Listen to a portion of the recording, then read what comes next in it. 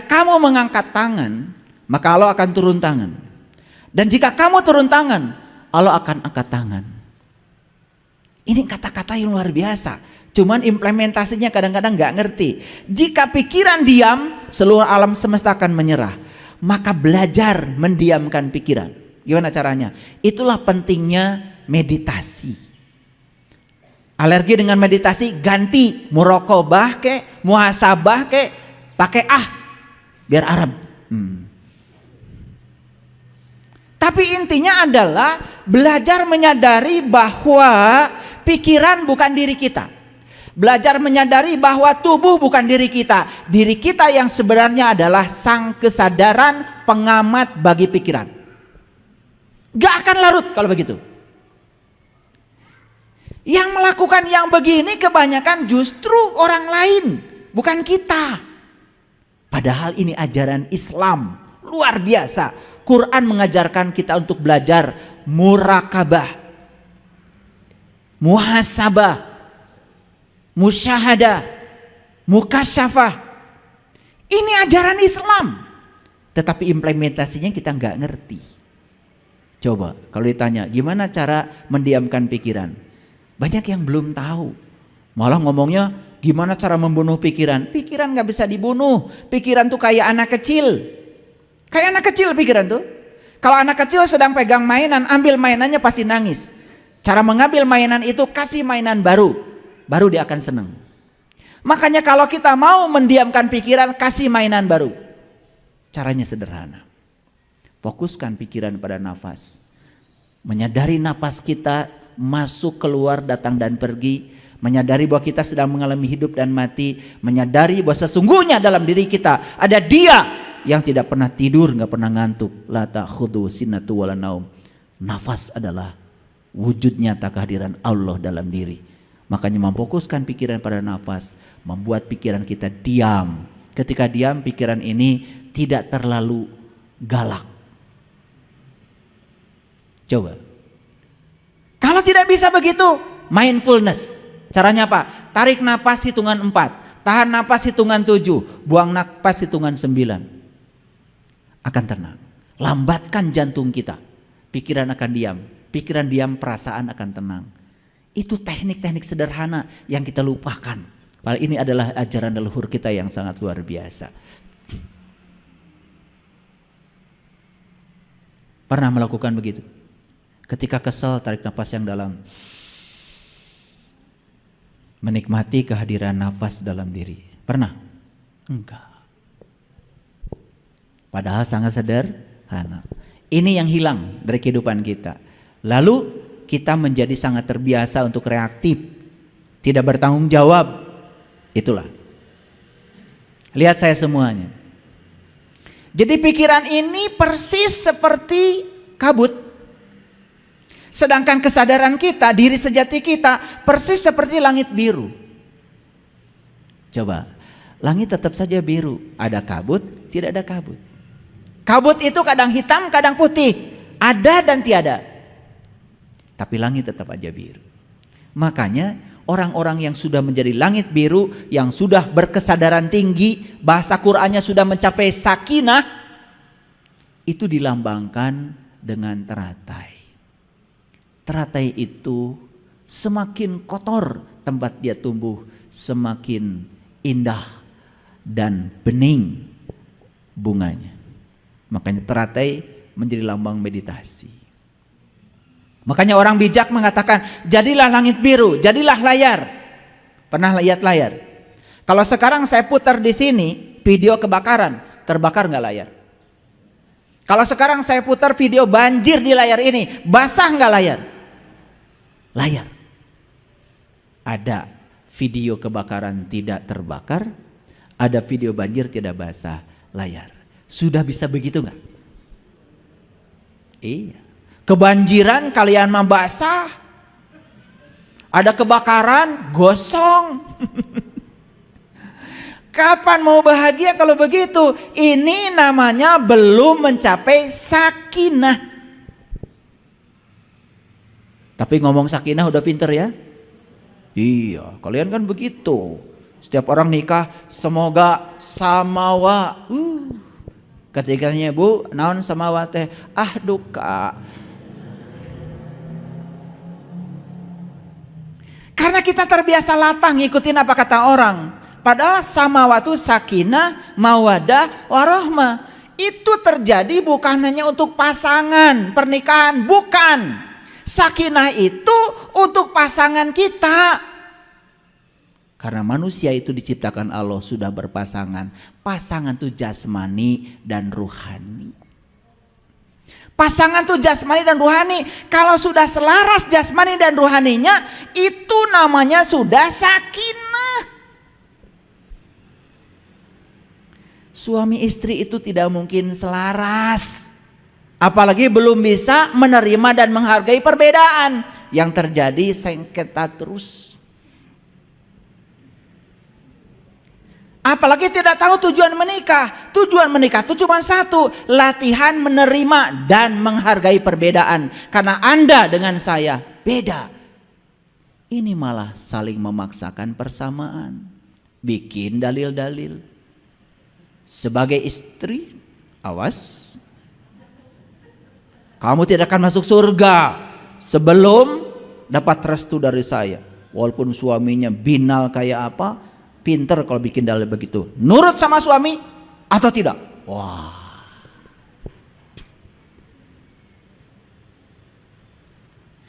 Orang yang macam gini, diktator kayak gini, jelas tidak akan bisa menerima pasangannya apa adanya.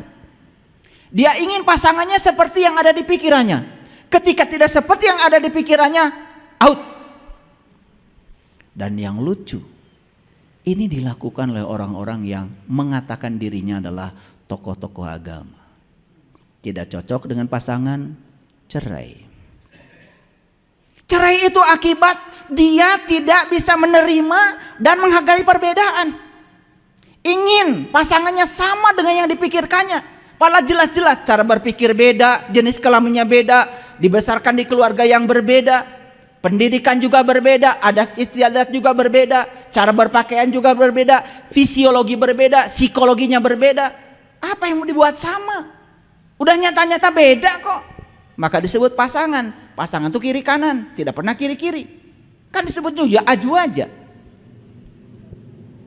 Saya khawatir ya, kalau ini dilakukan oleh tokoh-tokoh, kemudian ke bawahnya pada ngikut. Seakan-akan menceraikan pasangan itu sah-sah saja. Padahal jelas tidak bisa menerima dan menghargai perbedaan. Kalau di rumah saja di level kecil sudah tidak bisa menerima dan menghargai perbedaan, gimana dia dengan level besar? Maka di luar pun dia menyerang terus. Setiap yang berbeda dengan dirinya dia serang, dia hakimi. Begitu. Gak ada etika. Bahkan ujungnya sebetulnya kan patut diragukan imannya. Kalau orang sudah bertauhid gak kayak gitu. Seperti Allah menerima semua kita apa adanya. Hebat gak Allah? Yang jahat tetap bernafas, yang baik-baik bernafas. Allah itu begitu. Tidak tersinggungan kayak kalian. Hebat. Dia menunjukkan kemahakuasaannya luar biasa. Makin maha kuasa, makin dekat dengan yang dikuasainya. Makanya kata Allah, berbuat baiklah kamu sebagaimana aku berbuat baik kepadamu. Wa ahsin kama ahsanallahu ilaika. Jadi mekanisme perbuatan baik itu baru disebut baik kalau cara melakukannya persis seperti Allah melakukannya kepada kita, tanpa keinginan, tanpa muatan. Keren gak kalau hidup kayak gitu? Keren. Tidak ada yang saling menyakiti, saling melukai. Kalau kita sadar dengan itu luar biasa. Hidup itu penuh berkah, penuh kebahagiaan. Saya dapat WA dari seseorang, ayah, alhamdulillah. Setelah saya berpisah dengan suami saya, sekarang saya lebih bahagia. Sebentar saya bilang. Kamu itu bukan bahagia, cuman kamu tidak ada lawan bertengkar saja sementara waktu. Tanda tanya. supaya datang sama saya. Ntar dijelaskan. Karena nggak mungkin di WA kan. Dia mengatakan bahagia, padahal dia itu cuman sedang istirahat dari bertengkar sementara waktu. Nanti juga ketika dapat sparring partnernya lagi, ya begitu lagi. Karena dia tidak bisa membedakan apa bahagia apa senang. Senang tuh mendapat. Dia baru mendapat yang diinginkan. Karena ingin suaminya pergi dari rumah, senang. Apa itu bahagia? Bukan. Bahagia itu kita sudah tidak terganggu. Dia ada, dia tidak ada. Bahagia itu adalah sakinah awalnya. Setelah sakinah mawadah, baru warohmah. Jadi bahagia itu selesai kamu dengan diri kamu sendiri. Kalau kamu masih mengharapkan orang lain baik sama kamu, mengharapkan cinta pada kamu, tapi kamu tidak mengungkapkan cinta pada orang lain, kamu tidak akan pernah bahagia. Makanya berhenti memaksakan cinta, mulai mengungkapkan cinta. Hadiah mengungkapkan cinta adalah cinta. Sederhana kok. Ingin dicintai, ungkapkan perhatianmu pada orang lain. Ungkapkan cintamu pada orang lain. Jangan merengek-rengek orang lain harus mencintai kamu.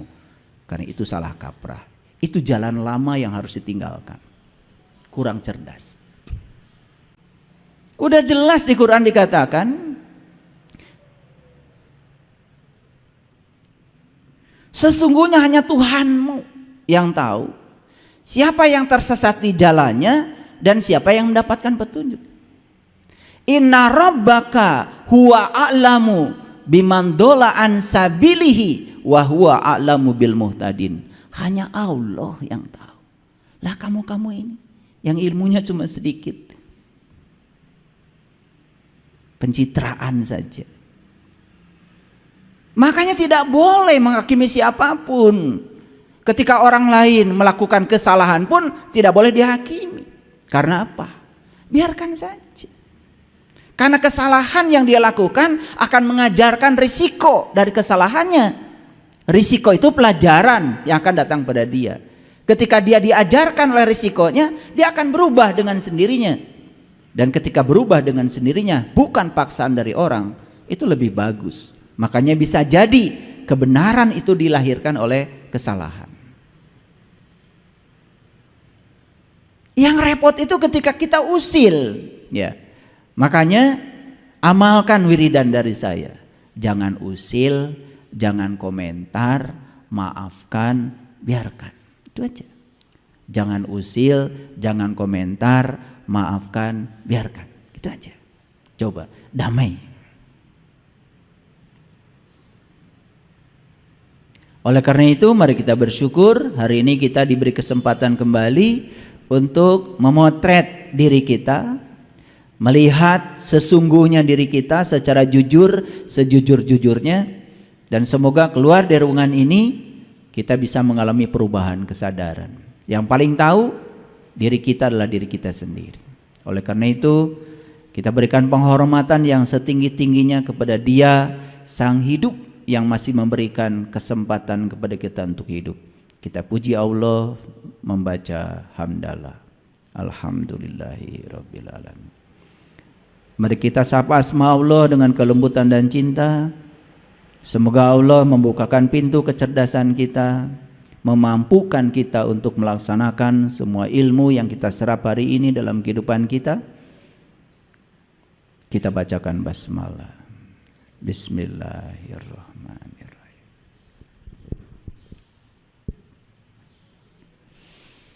Judul kita hari ini agak unik. Saya beri judul hidup itu 10% masalah dan 90% sikap terhadap masalah. Jadi berapa persen? 100%. Mana yang paling besar bobotnya? Masalah atau sikap? Yang paling besar bobotnya adalah sikap terhadap masalah. Ada orang menghina kita, mau dianggap masalah atau tidak dianggap masalah itu terserah kita. Karena sesungguhnya masalah itu tidak ada awalnya, diadakan oleh kita. Sekarang anggap saja itu masalah, karena dia telah menyakiti saya, dia telah menghina nama baik saya. Anggap itu masalah. Bibitnya itu cuma 10%. Tapi begitu kita lapor ke polisi, pencemaran nama baik, meluangkan waktu, harus di BAP, perlu pengacara,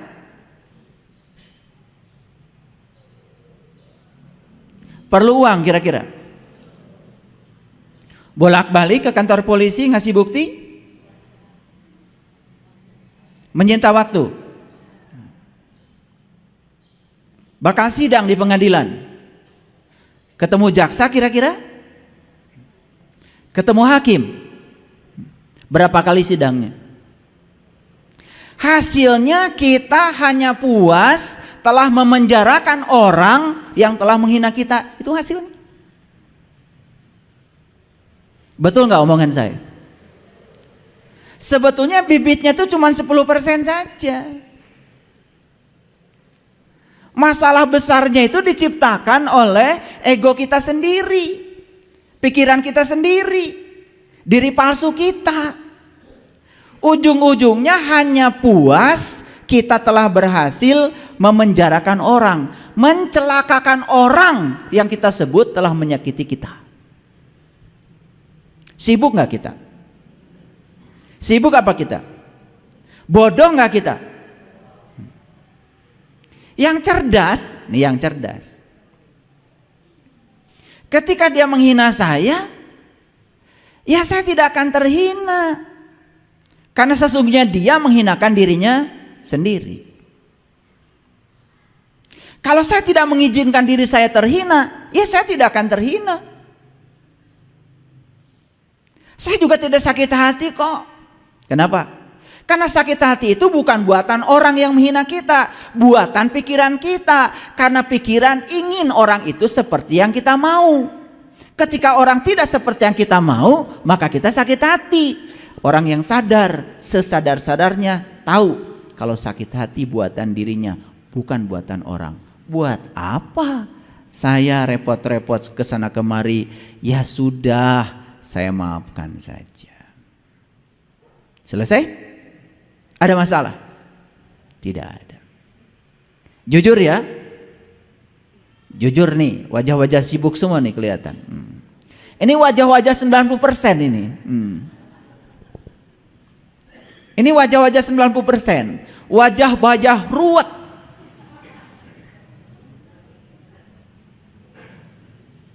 Harusnya bisa sampai 0%. Istilah anak mudanya itu adalah emang gue pikirin. Itu bahasa tingkat tinggi itu. Tetapi selama ini bahasa itu disepelekan. Dan kita lebih senang untuk berjibaku menyibukkan diri untuk sesuatu yang sama sekali tidak ada gunanya.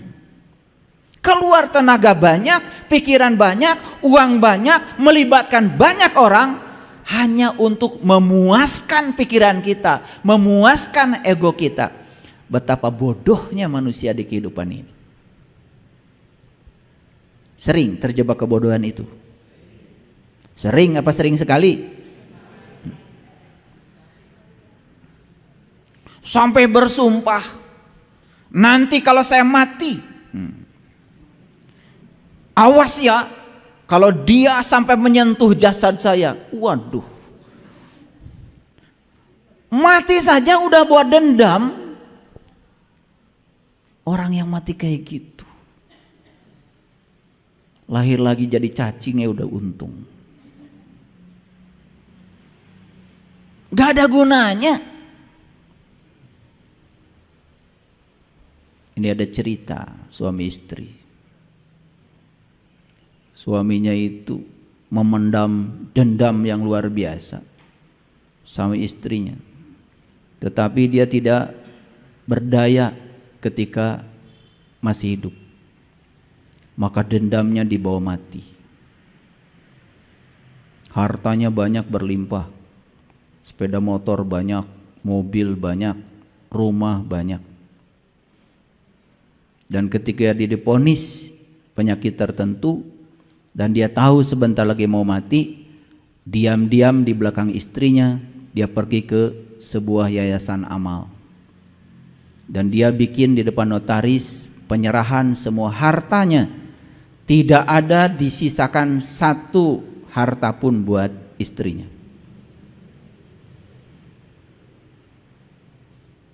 Gitu.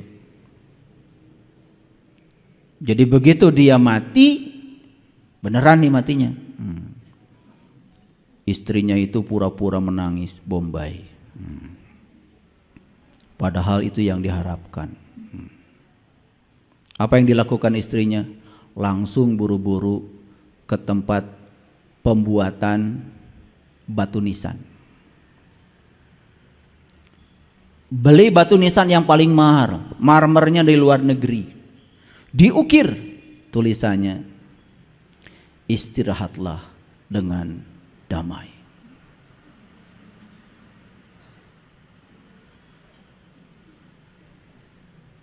Proses pemakaman mewah karena duitnya banyak. Batu nisan pun yang mahal. 3 hari setelah pemakaman selesai, dia baru mencari surat-surat. Ternyata semua surat-surat berharga sudah tidak ada di rumah lagi. Datanglah dari yayasan amal untuk mengambil semua harta karena sudah terjadi perjanjian di depan notaris. Kira-kira kecewa nggak istrinya ini? Kecewa berat. Apa yang dilakukan? Pergi ke tukang batu nisan lagi. Mas, maaf kemarin ada yang tertinggal. Apa? Tulisannya kurang lengkap. Bu, selama saya jadi tukang batu nisan, tulisannya sudah sempurna, Bu. Istirahatlah dengan damai. Belum. Tambahkan sedikit lagi. Sampai aku datang. Lengkap ya tulisannya. Istirahat dengan damai sampai aku datang. Ini dua-duanya memendam dendam. Yang suami memendam dendam sampai dibawa mati, yang istri pun nanti tunggu tanggal mainnya. Gitu. Jadi ingin memuaskan dendam ketika mati karena harta sudah dipindah tangankan di yayasan amal. Luar biasa. Ini mati model apa kayak gini? Sama sekali tidak memenuhi ayat la tamutunna illa wa antum muslimun. Janganlah kau mati kecuali sudah menjadi orang yang pasrah total kepada Allah, masih menolak kenyataan hidup. Ini kenapa? Ini kira-kira tipe suami istri 10% atau 90%? Seperti siapa? Seperti siapa? Tuh yang ketawanya paling kenceng itu. Ngaji harus begitu, harus tertawa kenceng, mentertawakan diri sendiri. Jangan-jangan saya masih tipe 90%. Apapun jadi masalah. Orang yang tipe 90% ini apapun jadi masalah. Orang baik saja masalah bagi dia. Apalagi orang yang buruk. Coba. Kesulitan udah jelas jadi masalah, tidak jadi peluang. Apalagi ya, peluang saja jadi masalah, apalagi kesulitan bagi dia. Orang yang kayak gini, peluang saja masalah bagi dia, apalagi kesulitan. Jadi tidak ada di kehidupannya itu yang baik. Semua sudut pandangnya dalam otaknya dia itu buruk semua. Kenapa bisa begitu? Satu, karena dia mengizinkan pikirannya selalu buruk. Yang kedua, dia juga terdidik di tempat yang buruk. Karena ketika kita bayi, kita ini punya yang namanya mirror neuron, cermin saraf. Jadi semua yang kita saksikan itu akan tercerminkan di alam bawah sadar otak kita. Dan itu akan nampak suatu saat pada saat kita dewasa.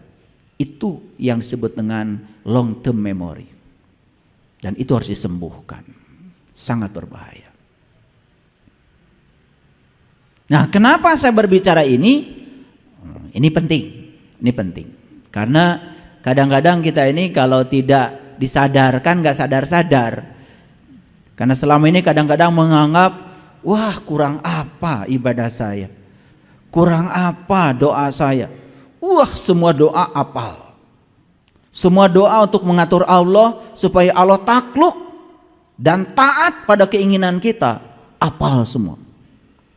Dan ketika Allah takluk pada keinginan kita, bangga kita mengatakan, Allah mengabulkan doa saya. Padahal sebenarnya di balik kata-kata itu sedang ingin memamerkan pada orang, lihat Allah saja sama saya nurut, gitu sebetulnya. Lalu Allah bingung, yang Tuhan lu apa gua, kata Allah. Ya kan? Karena kita diajarkan dari kecil begitu, terus ya diajarkan ngatur-ngatur Allah supaya Allah itu takluk dan taat sama keinginan kita. Kapan kita mau berserah diri kepada Allah? Ngakunya sih muslim, padahal muslim itu gelar tertinggi yang diberikan Allah untuk mereka yang sudah pasrah total kepada Allah. Maka saya tidak suka dengan istilah muslim non muslim karena perbedaan keyakinan. Bagi saya muslim non muslim adalah soal akhlak, bukan soal keyakinan. Maaf, bisa jadi orang itu keyakinannya berbeda dengan saya, tapi dia sangat pasrah dalam kehidupannya kepada Allah. Bagi saya no problem, bagi saya dia adalah muslim. Bagi saya ya boleh berbeda. Karena selama ini kan muslim non muslim berdasarkan atributnya, lebih mementingkan atributnya, bukan? Bukan akhlaknya, bukan perilakunya, bukan karakternya, bukan sifatnya. Saya banyak sekali punya sahabat yang keyakinannya berbeda dengan saya, tapi dalam hidupnya sudah penuh dengan kebahagiaan karena sudah bisa menerima semua hal yang tidak diinginkan dalam hidupnya. Bahkan dia bisa merayakan semua hal yang tidak diinginkan seperti dia menerima hal yang dia inginkan. Itu muslim itu. Cirinya apa? Wajahnya itu bersinar, ringan kalau bicara. Iya. Beda kan kalau orang yang berat, punya uang 100 juta dipinjemin 100 ribu saja, oh saya baru kemarin beli tanah 100 juta. Sombongnya tetap aja, minjemin kagak, karena baru beli tanah 100 juta, padahal pinjamnya cuma 100 ribu. Giliran dipinjamkan 100 ribu, 3 hari janji gak ngasih, udah ditelepon 2 hari sebelum janji itu tiba. Pusing gak orang kayak gitu? Kira-kira tipe 10% atau 90% macam kayak gini? Seperti siapa? Selalu ada pertanyaan, seperti siapa ya hari ini? Jadi hidup itu adalah 10% apa yang terjadi pada kita, 90% bagaimana kita menanggapinya. Jadi sebetulnya 10% itu apa yang terjadi, tetapi 90% kita menanggapinya. Itu yang membuat kita menjadi sangat sibuk dengan kehidupan ini. Terasa? Kalau belum terasa, sabar, kita akan masuk situ. Nanti juga suatu saat akan terasa, oh itu saya banget, oh itu gua banget. Sholat sudah, bolak-balik ke Mekah sudah, tahajud juga kurang gimana rajinnya, bangun malam luar biasa, tetapi itu coba jadi robot, hanya menjalankan ritual tanpa kesadaran. Hasilnya tidak ada yang berubah. Lupa bahwa Nabi Muhammad diutus ke dunia untuk menyempurnakan akhlak. Semua ritual itu adalah sarana untuk menyempurnakan akhlak, tools, instrumen, tetapi itu dijadikan tujuan oleh kita. Kalau rakaat sholat kita sudah banyak, rasanya kita sudah banyak tabungan kita untuk sampereun jaga di akhirat. Kan begitu kata-katanya, betul? Sampereun aya nama eueuh kosong. Karena semuanya buat jaga.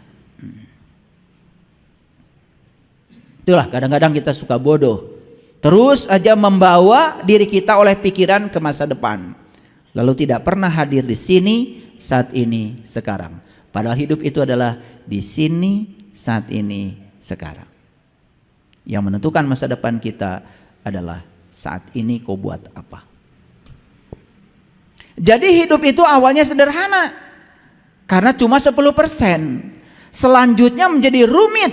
Karena ditambah 90%. Apalagi yang 90% itu adalah respon-respon yang negatif terhadap semua hal yang terjadi dalam hidup.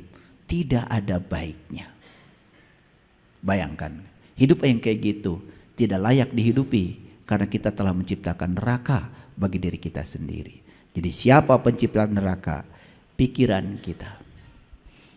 Kalau pikiran bisa menciptakan neraka, berarti pikiran juga bisa menciptakan surga.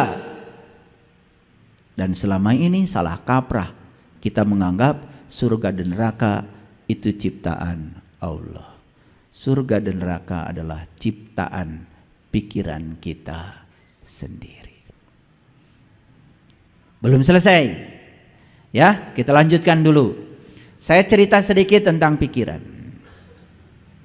Ada kata-kata bijak, jangan hiraukan masalah. Abaikan justru pikiran-pikiran negatif tentang masalah. Kita selama ini sering berfokus pada masalah. Kalau masalah diabaikan, justru fokus kita ke sini. Ada pikiran apa di dalam diri saya tentang masalah?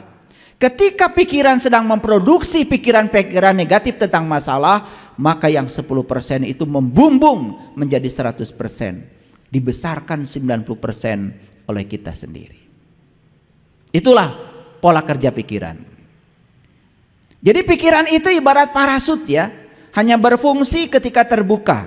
Pernah lihat orang terjun payung? Pernah ada berita orang terjun payung kemudian meninggal? Gara-garanya cuma satu, karena parasutnya tidak terbuka. Begitu parasut tidak terbuka, ya sudah, dia akan mengalami percepatan jatuh bebas dalam fisika, free fall. Dia akan jatuh bebas tanpa hambatan. Tetapi begitu ada payungnya terbuka, dia bisa kendalikan mau hinggap di tempat mana. Itu bedanya. Makanya orang-orang yang hari ini pikirannya masih tertutup, persis seperti orang terjun payung, parasutnya tidak terbuka. Dan orang-orang yang terbuka pemikirannya biasanya gampang untuk bisa menerima pandangan dari orang lain. Makanya dia akan menjadi kaya sudut pandangnya. Pernah nggak menyaksikan orang yang kekeh dengan pikirannya sendiri, sulit untuk menerima kritikan, sulit untuk menerima pandangan dari orang, asapang benerna, asapang akangna, merasa diri paling benar. Orang yang tertutup pikirannya seperti itu, persis seperti orang yang terjun payung, parasutnya tidak terbuka. Ayo, sudah berapa lama kita memiliki pikiran yang tertutup? Sudah berapa lama? Sudah terlalu lama. Makanya pikiran kita sudah kronis ini, sudah sangat kronis. Makanya kemarin ada yang share di grup di Australia, katanya guru-guru di Australia tidak menjadi sedih ketika anak tidak bisa matematika, tetapi menjadi sangat sedih ketika anak tidak bisa antri. Kenapa? Karena antri itu implikasinya sangat luar biasa. Satu, ketika antri belajar bersabar. Dua, ketika antri belajar untuk menghargai orang lain dan diri sendiri. Karena Anda datang paling belakang, ya sudah, Anda di belakang. Ini datang belakang tapi pengen selalu paling depan. Itu kan orang-orang yang culas. Ini soal akhlak ini, soal akhlak. Saya sering menyaksikan kejadian ini bahkan ketika saya sedang melaksanakan ibadah. Maaf. Kadang-kadang ini bisa terjadi di tempat yang disebut kota suci.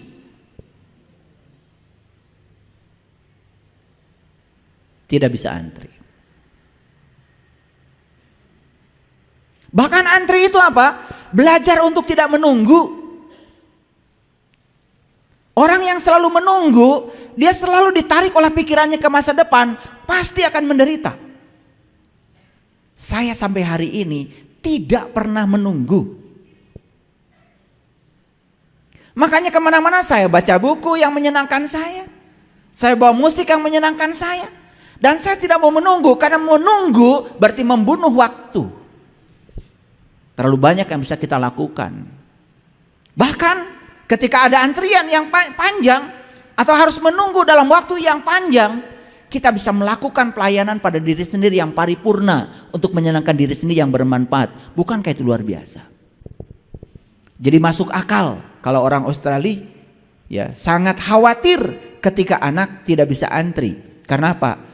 Ternyata katanya untuk membuat seseorang bisa antri perlu waktu belasan tahun. Tapi untuk bisa matematika hanya perlu kursus 6 bulan. Bayangkan. Negara yang beradab seperti itu, ya, menitik beratkan pada aspek etika, adab. Bukankah ini sebetulnya yang dikatakan oleh Rasulullah? Tidak disebut orang yang beriman jika tetanggamu tidak nyaman dengan kata-katamu. Tidak disebut orang beriman jika kamu jalan di sebuah jalan, lihat ranting, kamu tidak singkirkan. Berbahaya bagi orang lain tapi kamu tidak peduli. Tidak disebut orang beriman.